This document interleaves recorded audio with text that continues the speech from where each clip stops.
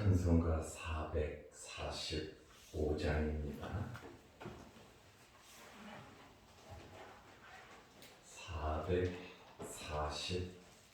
445장. 대산을 넘어 험곡에 가도 빛 가운데로 걸어가면 주께서 항상 지키시기로 약속한 말씀 변치 않네.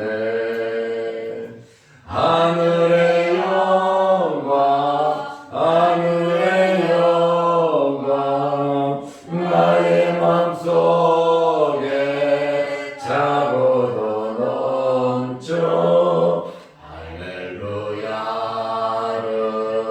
힘차게 불러 영원히 주를 찬양하리. 캄캄한 밤에 다닐지라도 주께서 나의 길 되시고 나에게 밝은 빛이 되시니 길 잃어버릴 염려 없네.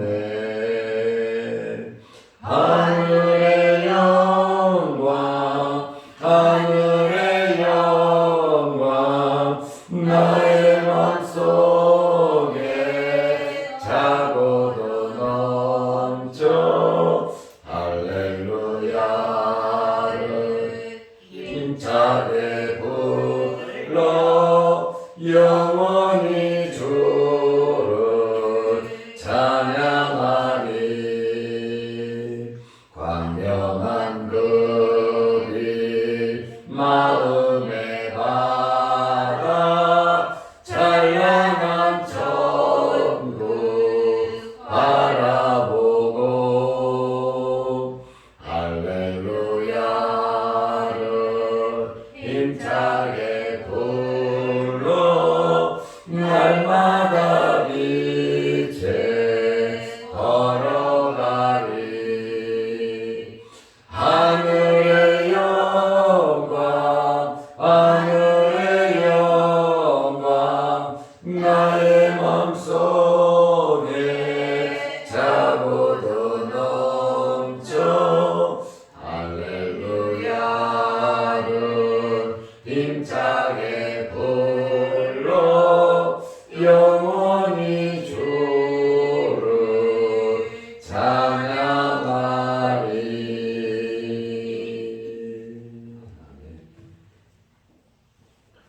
사도신경으로 우리의 신앙을 고백하겠습니다. 전하사 천지를 만드신 하나님 아버지를 내가 믿사오며 그 외아들 우리 주 예수 그리스도를 믿사오니 이는 성령으로 잉태하사 동정녀 마리아에게 나시고 본디오 빌라도에게 고난을 받으사 십자가에 못 박혀 죽으시고 장사한 지 사흘 만에 죽은 자 가운데서 다시 살아나시며 하늘에 오르사 전능하신 하나님 우편에 앉아 계시다가 저리로서 산자와 죽은 자를 심판하러 오시리라.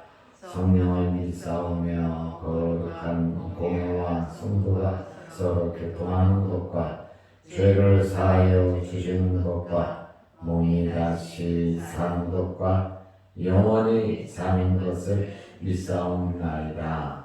아멘. 하나님의 말씀 마태복음 11장 7절에서 15절 말씀까지 보겠습니다. 그들이 떠나매 예수께서 무리에게 요한에 대하여 말씀하시되 너희가 무엇을 보려고 광야에 나갔더냐? 바람에 흔들리는 갈대냐? 그러면 너희가 무엇을 보려고 나갔더냐? 부드러운 옷 입은 사람이냐? 부드러운 옷을 입은 사람들은 왕궁에 있느니라. 그러면 너희가 어찌하여 나갔더냐? 선지자를 보기 위함이었더냐? 옳다. 내가 너희에게 이르노니 선지자보다 더 나은 자니라.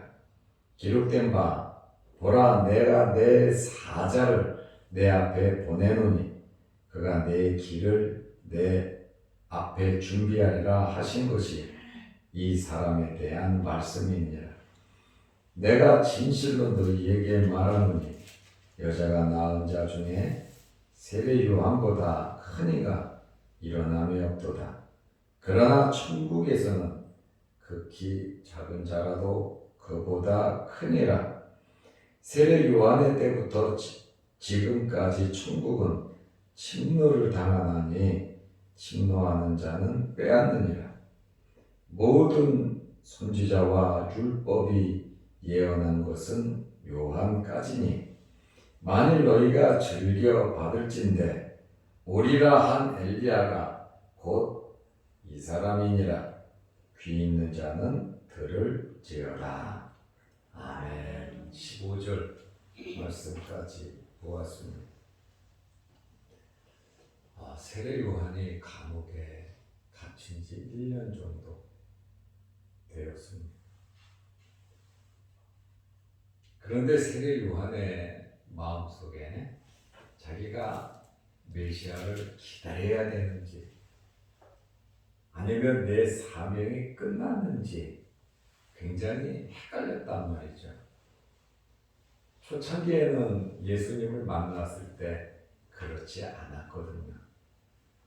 그런데 감옥에 갇히다 보니까 좀 마음이 조급해지고 좀 소심해지고 한 번 더 확실하게 확인하고 싶은 마음이 있었던 것 같습니다. 그래서 자기 제자들을 예수님께 보내면서 오실 그이가 당신입니까? 아니면 우리가 다른 일을 기다려야 합니까? 하면서 예수님에게 질문을 했습니다. 예수님께서 요한의 제자들에게 어제 말씀드린 대로 예수님께서 간단하게 말씀을 해 주셨습니다. 내가 그다. 수고했다. 그런데 왜 그렇게 믿지 못하냐? 책망하거나 자기 자신을 변호하지 않으셨어요. 요한의 제자들에게 너희들이 듣고 본 것을 요한에게 알려줘라. 보고 들은 것, 실제적인 사실을 요한에게 알려주고 그 다음에 구약 성경에 예언된 6가지 이 예언 이것을 가서 말을 하라 하고 요한의 제자들을 보냈어요. 이제 요한의 제자들을 보내시고 나서 예수님께서 오늘 본문 말씀에 보면 세례 요한에 대한 평가를 예수님께서 하시고 있습니다. 세례 요한이 과연 어떤 사람인가에 대해서 예수님께서 밝히 말씀하고 있습니다. 먼저 왜 광야에 있었냐는 것입니다. 세례 요한이 왜 광야에서 생활을 했냐라고 하는 그러한 말씀입니다. 약대 털옷을 입고 메뚜기와 석청을 먹으면서 왜 광야 빈들에서 경건 훈련을 하면서 준비를 하고 있었느냐라고 하는 그러한 말씀이에요. 요한은 자기 아버지 어머니가 예언을 받고 태어난 자잖아요. 주의 길을 예비할 자라고 광야의 소리라고 아버지 어머니가 이미 알고 있었어요. 어릴 때부터 세례 요한은 자기의 사명을 알고 있었습니다.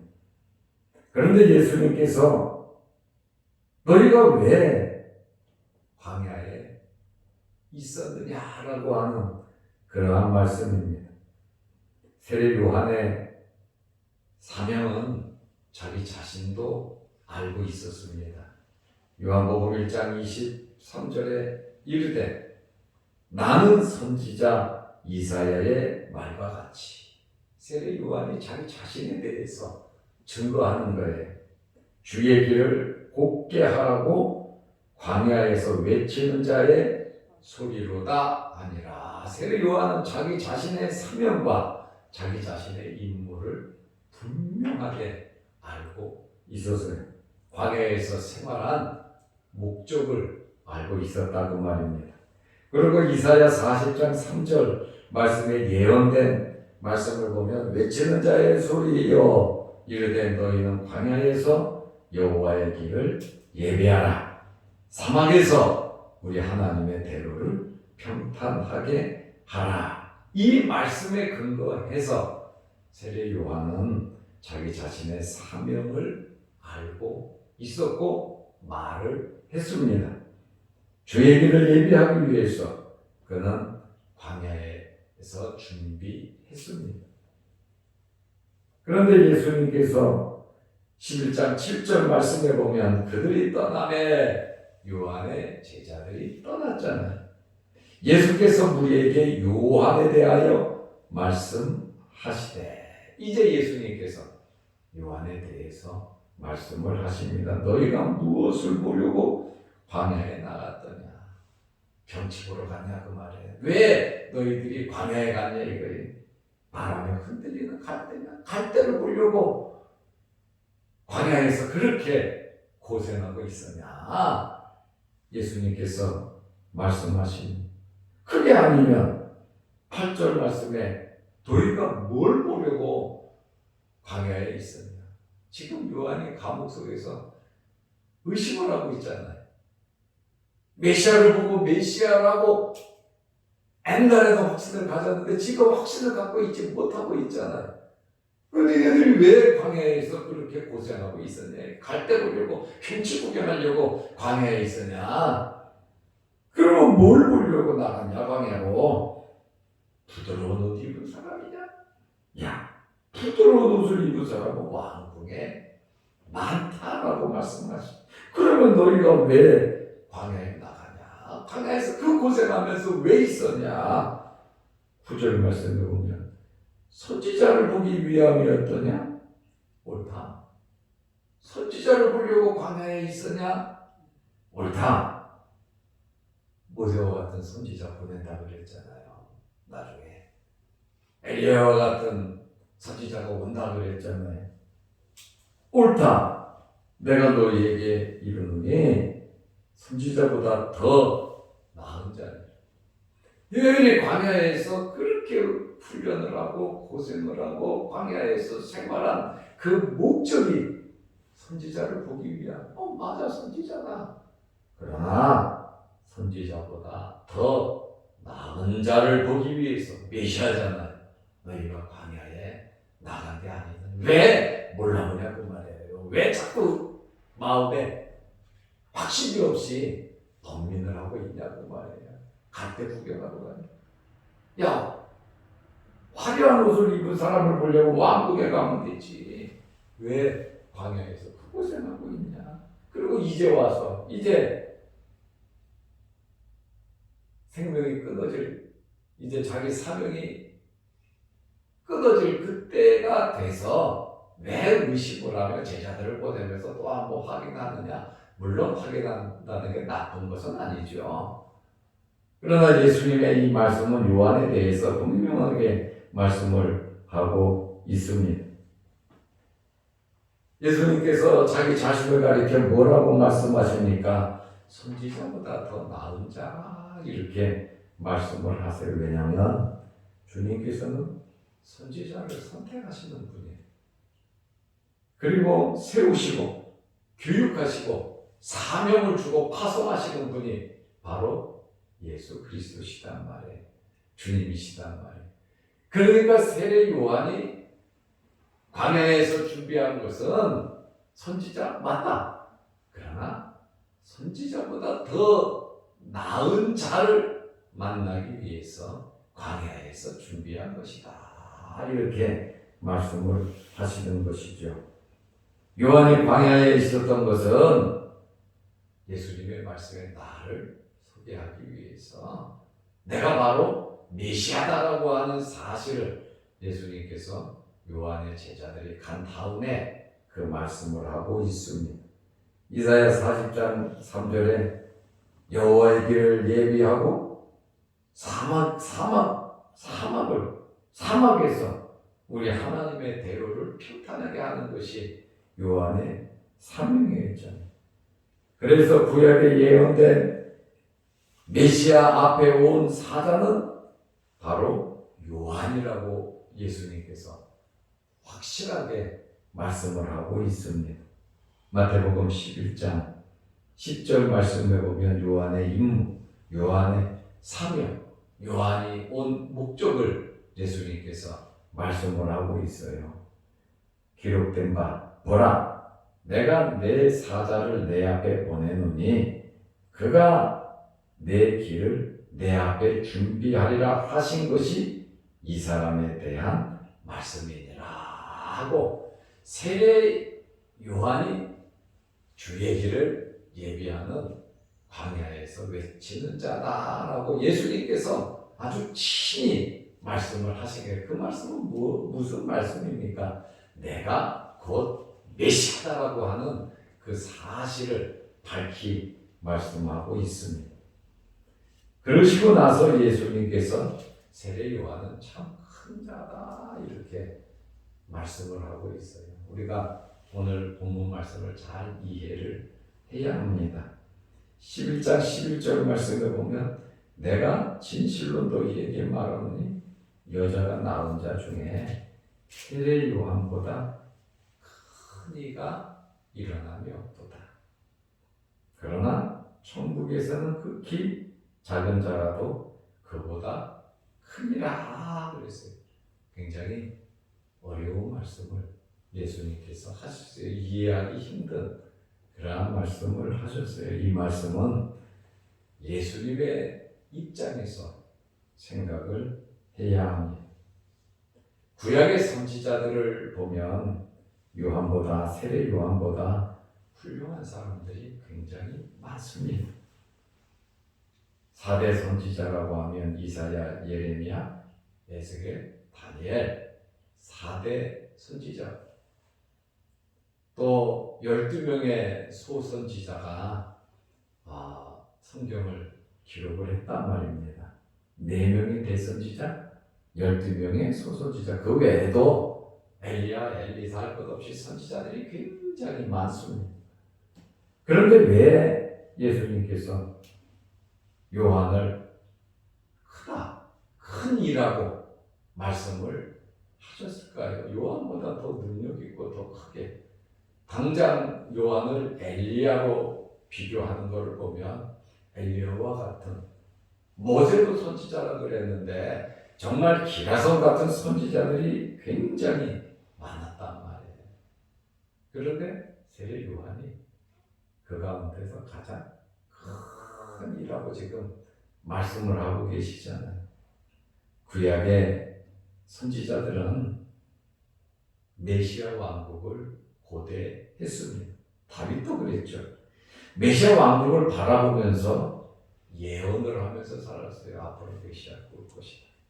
이런 나라가 도래할 것이다. 그래서 구약의 이 선지자들은 먼 나라를 바라보면서 소망하면서 메시아가 오기를 기다리며 살았단 말입니다.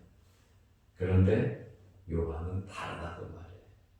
세례 요한은 구약에 예언된 그러한 광야에 외치는 자이기도 하지만, 이렇게 기라성 같은 선지자들이 예언하고 바라보고 고대하던 그분을 세례 요한은 만났잖아요. 실제를 만났다는 거예요. 그리고 실제인 예수님께 세례까지 베풀어 준 사람이 바로 세례 요한입니다.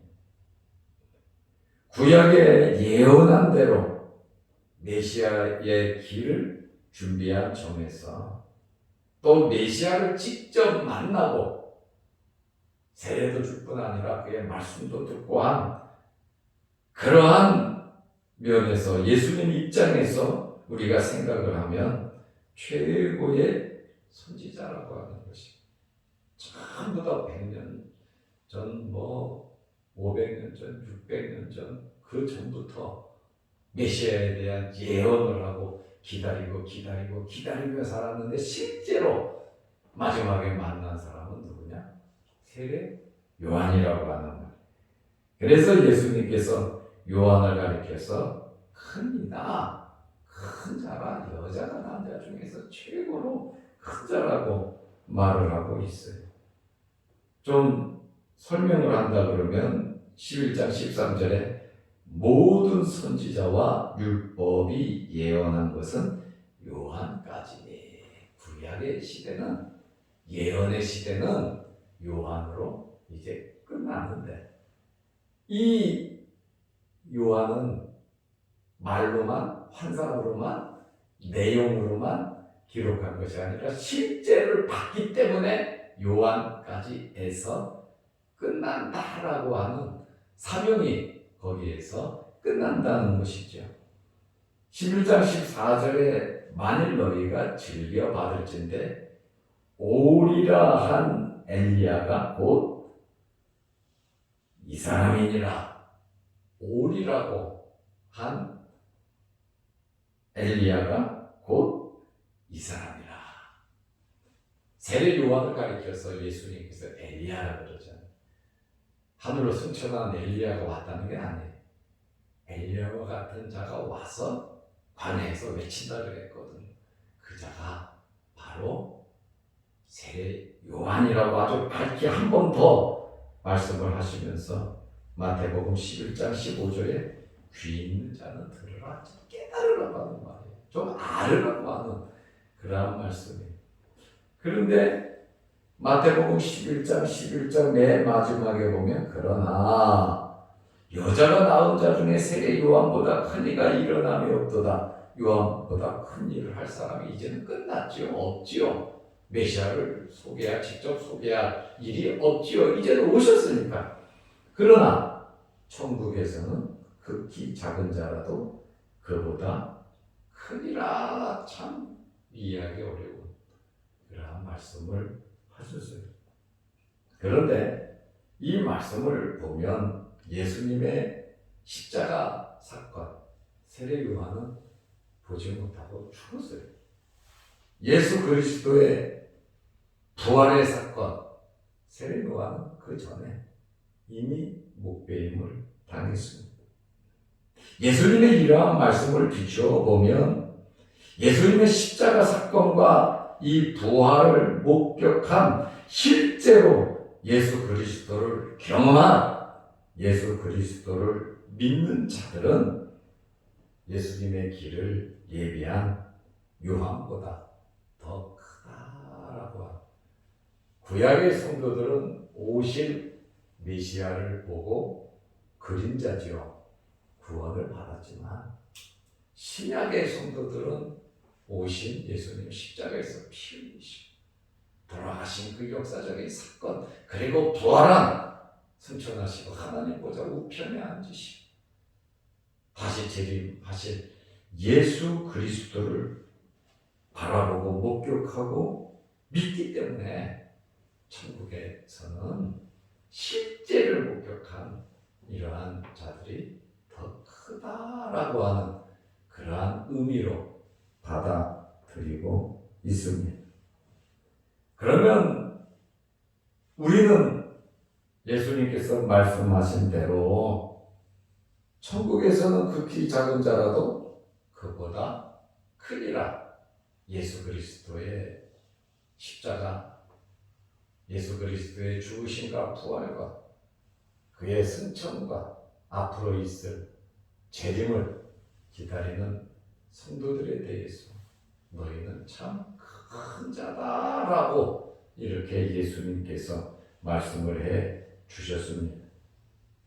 세례 요한은 세례 요한으로서의 자기 사명을 잘 감당했습니다. 그러면서도 감옥에 있다 보니까 제자들을 보내면서 당신입니까? 더 기다려야 합니까? 갈 때와 같이 흔들리는 그러니까 예수님께서 그렇게 애쓰고 고생하고 그렇게 일을 한 그게 광야에서 수고하고 갈 때 구경하러 가냐?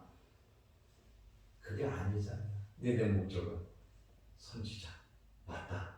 선지자보다 더 큰 메시아를 구약의 예언된 자를 기다리기 위함이 아니냐 하면서 예수님께서 자기 자신이 메시아이심 요한의 제자들에게도 요한이 편안하게 순교할 수 있도록 내가 그다 구약의 예언된 대로 6가지 이적을 말했지 이것이 이루어지고 내들이 듣고 본 대로 다 이야기해라. 그 말이 뭐냐면 더 확실하게 바로 나다. 내가 메시아다. 네 사명은 이제 끝났다라고 하는 거죠.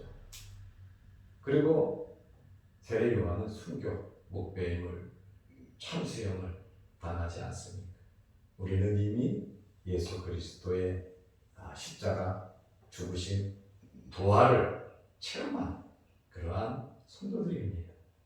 구약의 성도들은 그림자를 봤다면 우리는 실제를 보고 하나님의 아들, 딸로서 하나님의 자녀로서의 우리가 삶을 살아가는 자들로서 천국에서 큰 자라고 말씀하고 있어요.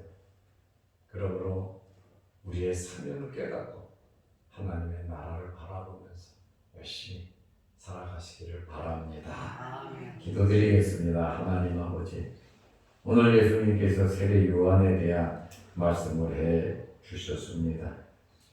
우리가 우리의 사명과 우리가 이 땅에 존재하며 살아가는 목적을 분명히 알면서 살아가게 하여 주시옵소서. 크고 작은 어려운 환경 속에서 우리의 임무와 우리의 사명, 하나님께서 우리를 택하신 그러한 목적을 잃어버리지 말고 믿음으로 살아가게 하여 주옵소서. 예수님께서 세례 요한을 인정하신 것처럼 우리를 인정할 것이고 또 천국에서는 지극히 작은 자라도 그보다 큰 자라고 우리 또한 인정하시며 말씀하셨는데 우리가 하늘의 소망을 가지고 이 땅의 삶을 잘 살아갈 수 있도록 은혜 베풀어 주옵소서. 크고 작은 어렵고 힘든 일이 있지만 믿음을 가지고 흔들리지 않는 믿음으로 말씀 붙잡고 기도하며 살아가게 하여 주옵소서. 오늘도 이 새벽에 주의 전에 나와 예배드리며 영상 유튜브를 보면서 함께 예배드리는 기도하는 모든 성도들의 간절한 기도의 제목들을 하나님께서 이루어 주옵소서. 육신의 질병으로 어려움을 당하는 성도들 주님 일일이 기억하여 주셔서 머리부터 발끝까지 주의 흘리신 보혈로 깨끗하고 정하고 정결케 역사하여 주시고 치료하여 주옵소서. 전염병이 우리에게 엄습하지 못하도록 하나님께서 우리를 눈동자와 같이 지켜 주옵소서. 예수님의 이름으로 기도드리옵나이다. 아멘. 하늘에 계신 우리 아버지여, 이름이 거룩히 여김을 받으시오며 나라 임하옵시며 뜻이 하늘에서 이룬 것 같이 땅에서도 이루어지이다. 오늘날 우리에게 일용할 양식을 주옵시고 우리가 우리에게 죄지은 자를 사하여 준 것 같이 우리 죄를 사하여 주옵시고 우리를 시험에 들게 하지 마옵시고 다만 악에서 구하옵소서. 대개 나라와 권세와 영광이 아버지께 영원히 싸움나이다. 아멘. 자유로 기도하시기 바랍니다.